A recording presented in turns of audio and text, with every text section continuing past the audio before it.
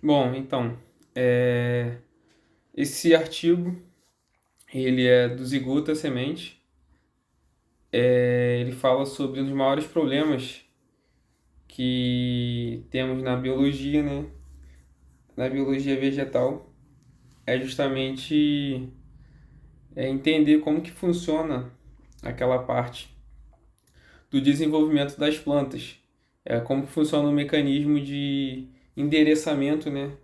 Como que os genes interferem no endereçamento das funções de crescimento celular, de crescimento de tecido em geral. Como que funciona esse endereçamento? Aí na parte inicial, ele começa falando, né, justamente isso, os maiores problemas de desenvolvimento das plantas, é desvendar os mecanismos que operam durante a embriogênese, que é a parte que o embrião está se desenvolvendo, a parte do início até o final, do zigoto à semente, o que permite para uma espécie de planta especificar a sua estrutura corporal, sua formação e a diferenciação dos tecidos, criando suas especificidades.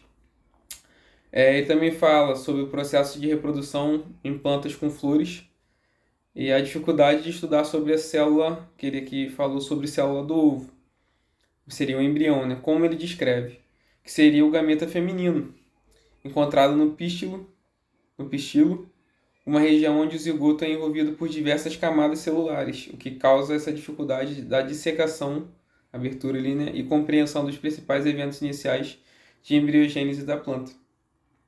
A embriogênese ela começa na fase diploide, ela tem, depois, acho que depois ele fala, né, ela começa na fase diploide de maior crescimento do ciclo da vida da planta. O fluxo, o fluxo do ciclo de vida da planta é dividido em haploide e diploide. Na fase haploide, a geração gametofítica inicia após a meiose com os esporos, que se submetem à diferenciação dentro do grão de pólen, que é o gametófito masculino, e no saco embrionário, o gametófito feminino. Então, como o embrião cresce tendo um corpo tridimensional com organismos e tecidos especializados, e os quais os genes orquestram o desenvolvimento embrionário para a resolução dos problemas. Esses são alguns assuntos abordados nesse artigo e ele vai explicando. Algumas não têm conhecimento, outras têm conhecimento e é possível explicar, né? Deduzir, né? Como que é o funcionamento do crescimento na embriogênese, né? Como esses embriões se desenvolvem na embriogênese. A embriogênese pode ocorrer sem ter um tecido maternal envolvendo o zigoto, aquela parte ali. Muitos argumentos sugerem que o material do esporófito providencia somente suporte físico, estrutural e nutrientes para o embrião. Então, tipo, ele não necessariamente somente vai crescer com, com a parte o tecido maternal, né, envolvendo ele. Ele também pode, o crescimento dele independe dessa parte. Bom, aí ele fala também, o glóbulo embrionário contém diferenciação nas regiões de transcrição. Um grande número de genes é expresso durante a embriogênese em plantas crescidas. Ele fala Heidegger, né?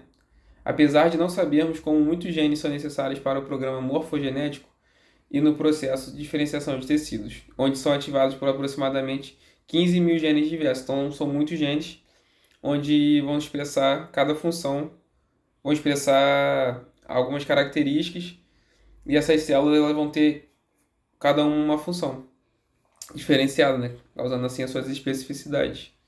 Ele fala também sobre como os hormônios afetam a morfogênese do embrião, que ele fala sobre as auxinas, é um estudo em cima das auxinas. Ele fala sobre né? Ele não se aprofunda muito sobre, mas ele relata, né? Alguns assuntos sobre esse questionamento, né? O que se dá durante esse processo de embriogênese, do zigoto até a semente? Como os hormônios afetam, os embriões de plantas formam-se de regiões de desenvolvimento autonomamente, então eles não necessariamente dependem de um aditivo, né, para se reproduzirem, para se produzirem, né, para se desenvolverem.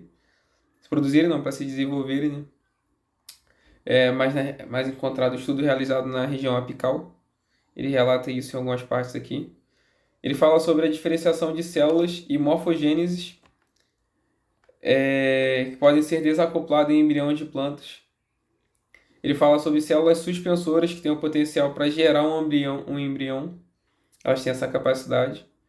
O embrião é reprogramado tarde na embriogênese, quando ele vai ser justamente isso, né? Ele vai ser reconfigurado, né?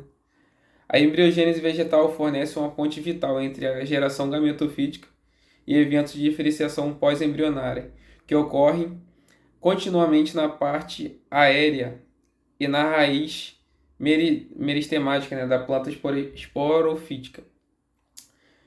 Os embriões das plantas devem estabelecer o plano corporal da planta esporofítica polarizada e permitir que a planta jovem sobreviva a condições ambientais adversas. O que vier a acontecer, ele já vai estar preparado por conta da parte evolutiva dele, de adaptação.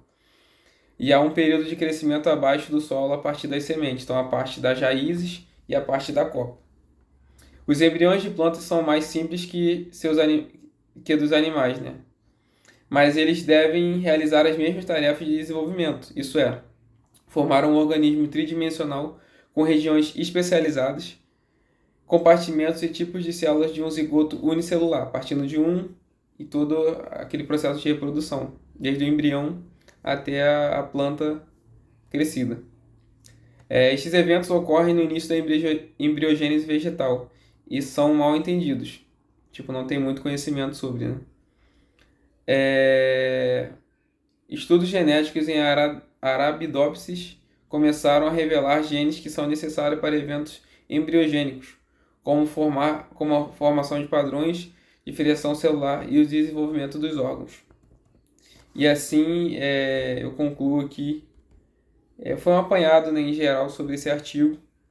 Um artigo muito interessante, pois você entendendo a embriogênese, o processo de formação dos embriões, você consegue entender o final da história, né? Entender o que virá após aquilo ali, quais as funções que as células vão ter após o embrião se desenvolver, né?